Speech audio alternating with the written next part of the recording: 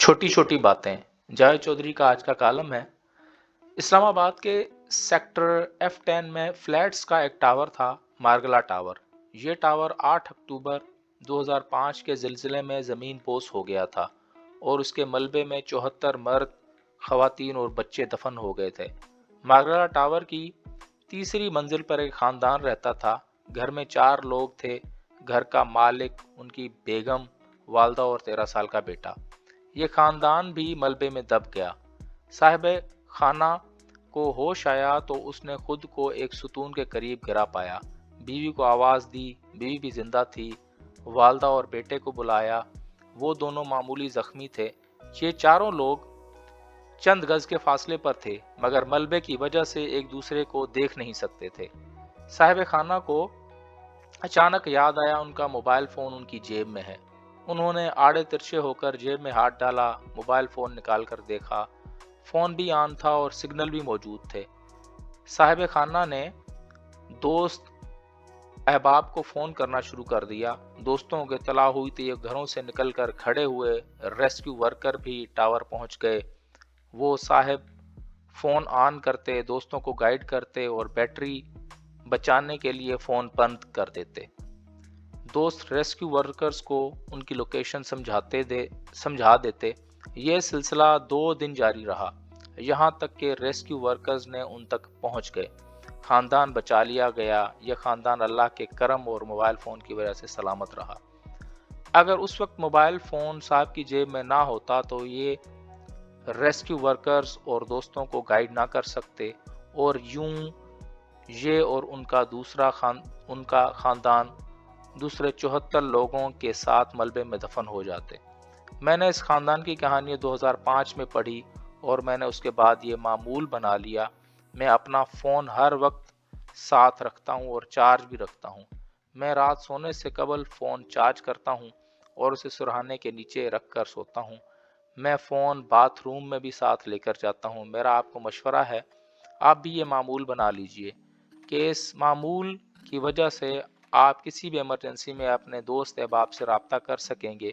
मैंने ज़िंदगी में बेशुमार लोगों को बाथरूम में फंसे हुए देखा। लोग फर्श पर गिर जाते हैं, ज़ख्मी हो जाते हैं और बाहर बैठे लोगों को इत्तला तक नहीं होती। हमारे बाथरूम्स के दरवाजे भी बाज़ औक़ात जैम होते हैं और दरवाज़ा खोलते वक्त उनका हैंडल निकल जाता है, या हमने पूरे जिस्म पर साबुन लगाया होता है और पानी ख़त्म हो जाता है। हमारे पास अगर इस सूरत हाल में मोबाइल फ़ोन होगा तो हम किसी न किसी को इत्तला दे देंगे, और दूसरी सूरत में हम होंगे और हमारी अबतर हालत होगी। मैं अपना फ़ोन हमेशा साइलेंट रखता हूँ। उसकी वजह टेंशन है। मैं महसूस करता हूँ कि अगर हम में से 90% लोग दूसरों को बिला वजह फ़ोन करते हैं। आप किसी रोज़ दिन भर मौसूल होने वाली कॉल्स का डेटा बना लीजिए।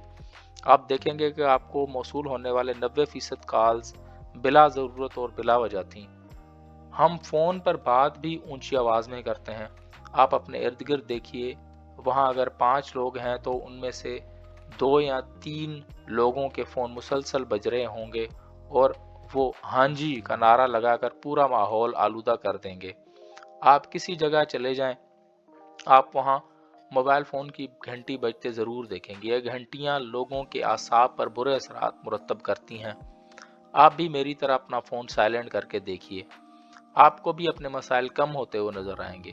मैं हमेशा कॉल बैक करता हूँ, इससे मेरे फ़ोन के बजट में 50% इजाफा हो जाता है, लेकिन ज़िंदगी में 100% सुकून आ जाता है।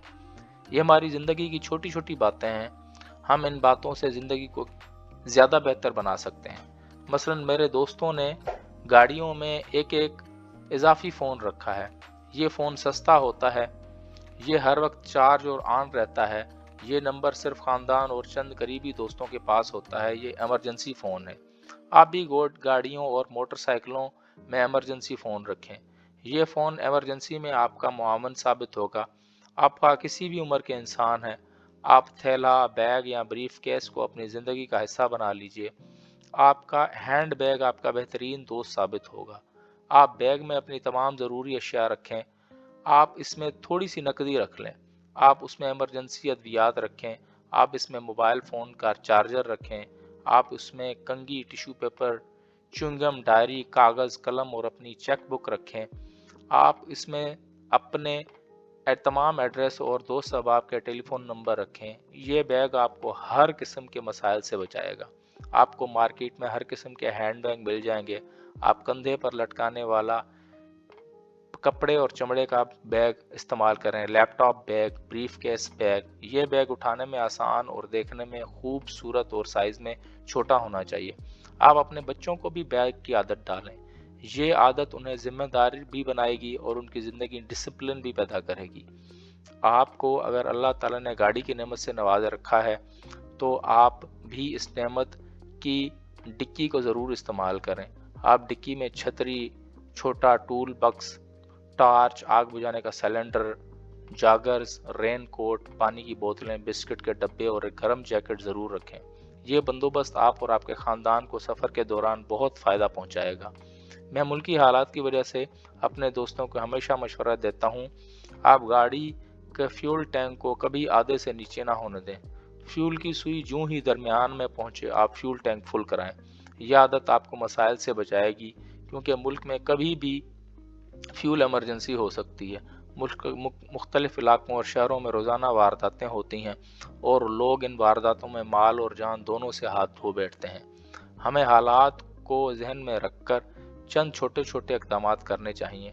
मसलन हमेशा दरवाज़ों की कुंडियाँ मजबूत कर लेनी चाहिए। घर का मरकज़ी गेट दिन के वक्त भी बंद रखना चाहिए। आप पूछे बगैर कभी दरवाज़ा ना खोलें। घर में भी दरवाज़ा बंद करके सोएं। खिड़कियों पर लोहे की मजबूत सलाखें लगाएं और अगर आप अफोर्ड कर सकते हैं तो घर के किसी कोने में एक मजबूत इमरजेंसी रूम ज़रूर बनाएं, ताकि इमरजेंसी में आप पूरे ख़ानदान के साथ इस कमरे में पनाह गुज़ीन हो जाएं। इस कमरे में बुनियादी ज़रूरियात भी होनी चाहिए, मसलन टेलीफोन भी और हथियार भी। आप कोशिश करें रात के वक्त घर का कोई ना कोई फ़र्द जाग रहा हो। यह आपकी सिक्योरिटी के लिए अच्छा होगा।